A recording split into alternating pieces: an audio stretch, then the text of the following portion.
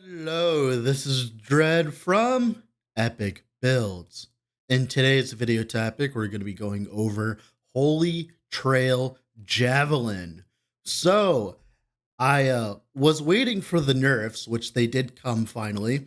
And now, after the nerfs to Holy Trail, where they made it so that it's not a percentage more damage, now it's just adaptive damage that you get from healing effectiveness stacking, it makes it so that we can actually run this version that I'm playing right now. We're not doing the insane amounts of DPS that we were before, but I believe this build is better in terms of quality of life and just how well it plays. Now, you must be wondering, if we're scaling adaptive spell damage, why am I running a polearm?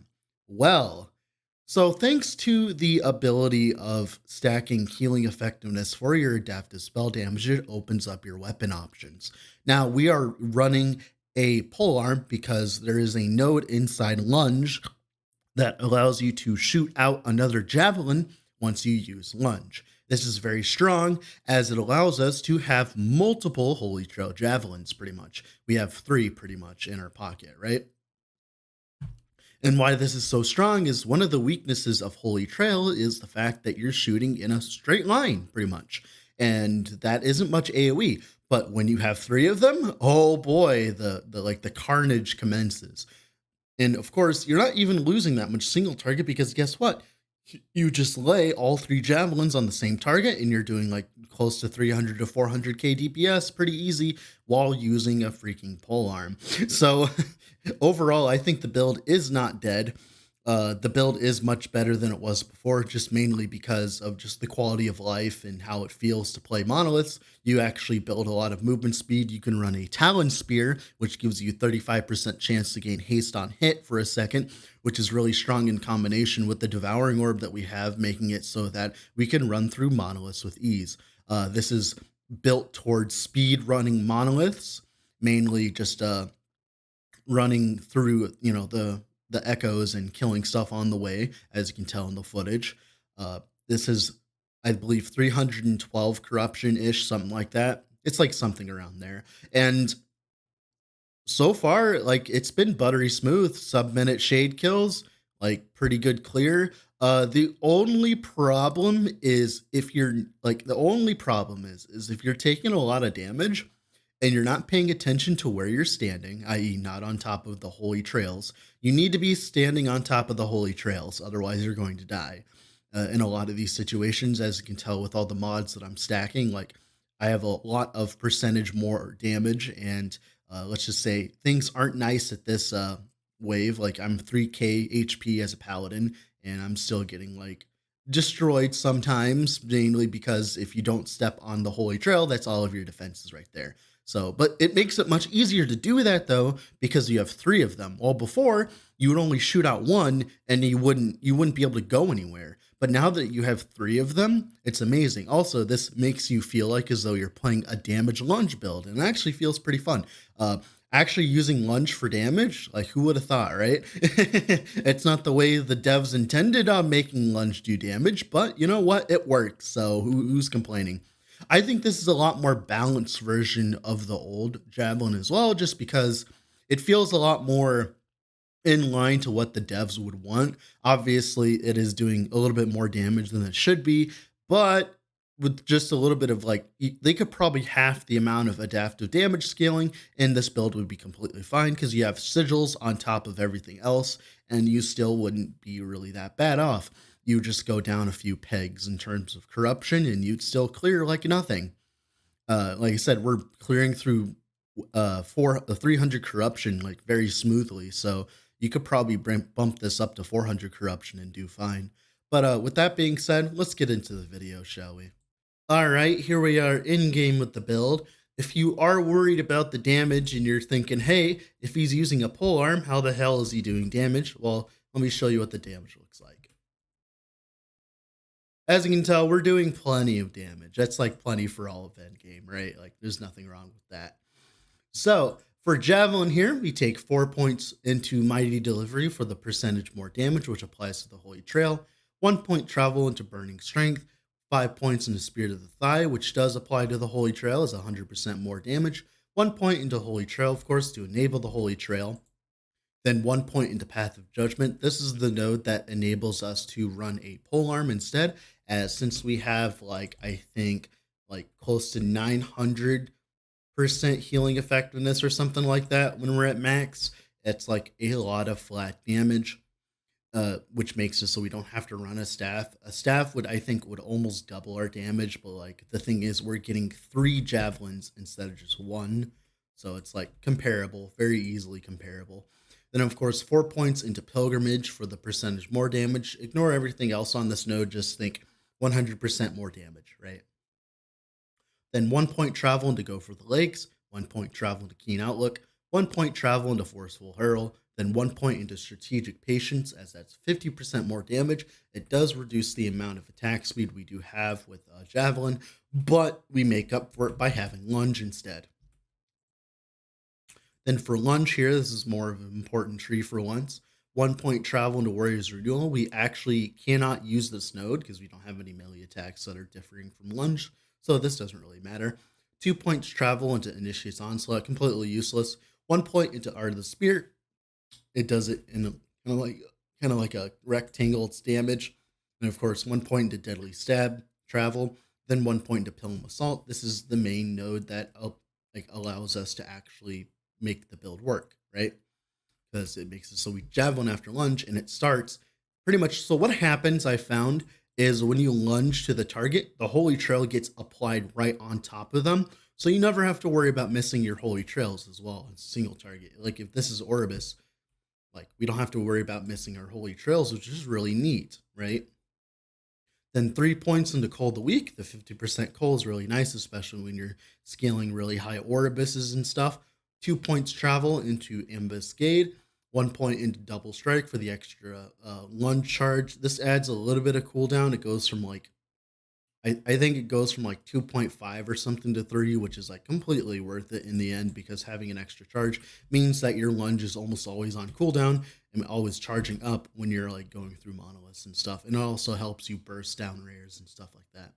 Then 3 points into Dawn Charge, 4 points travel into Juggernaut Dash, then 1 point to Unstoppable. So since we're spending a lot of our time in lunge, we might as well be invulnerable while we're lunging, right?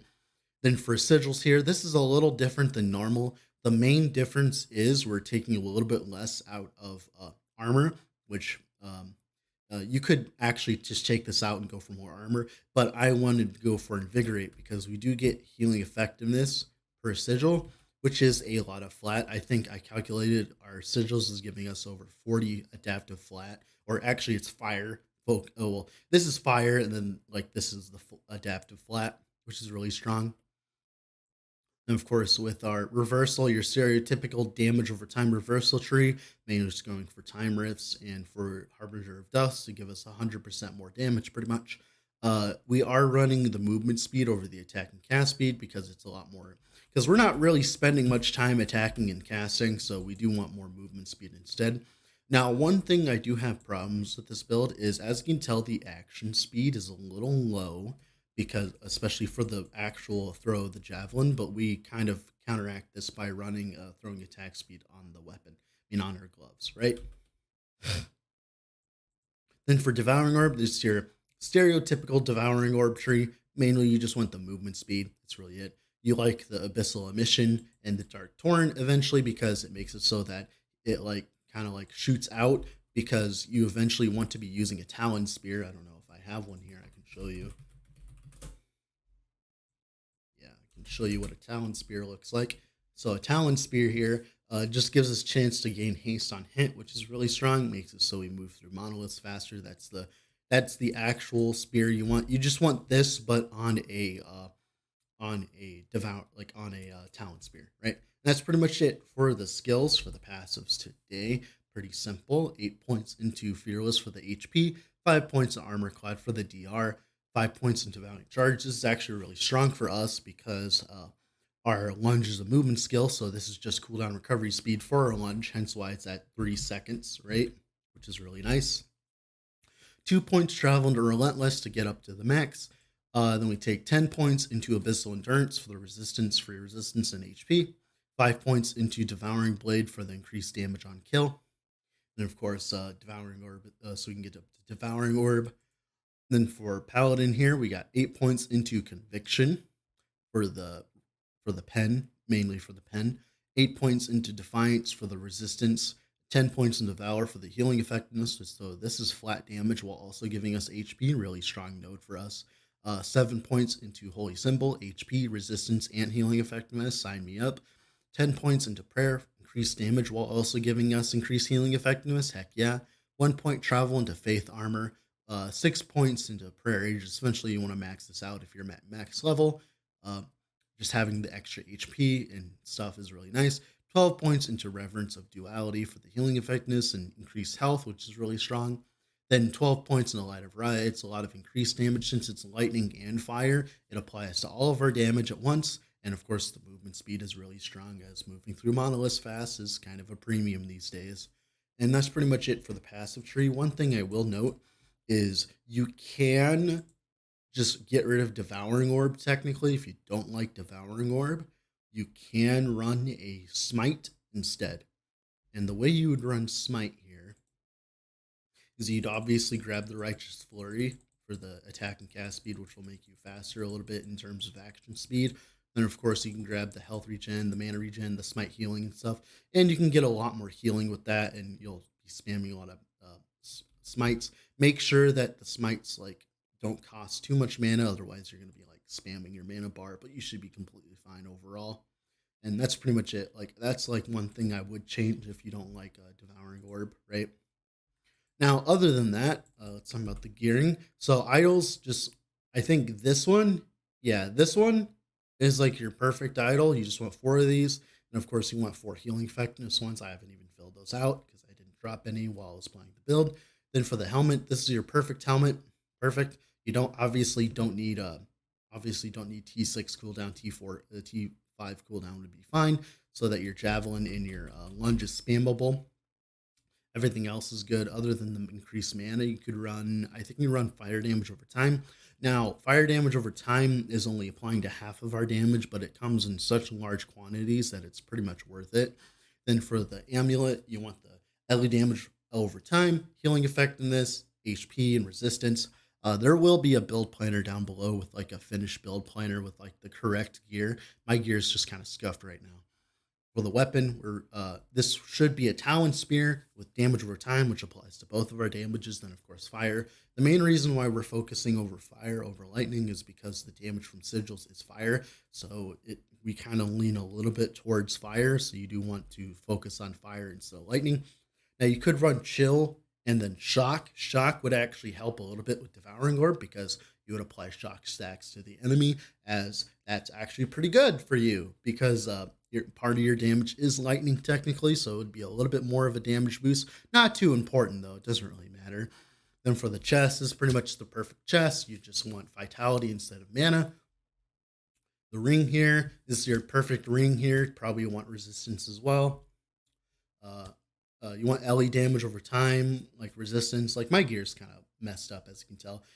This is literally your perfect belt. I found you at least need 1 roll of mana regen to make up for all of the spamming of the mana. As you can tell, you do pay the javelin mana cost when you use lunge.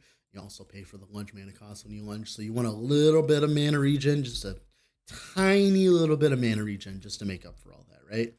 So that's where I decided to put it because it's either that or the cleanse roll, and either way, it doesn't really matter. Then for the gloves, you want the damage over time, the throwing attack speed, the hybrid health, and whatever else, a crit avoid probably, or something like that.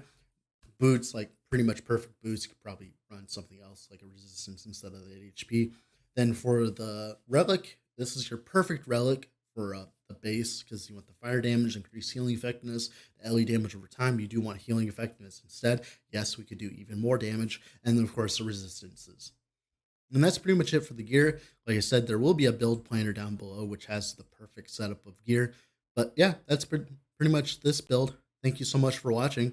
Have a wonderful rest of your day wherever you're at, and bye.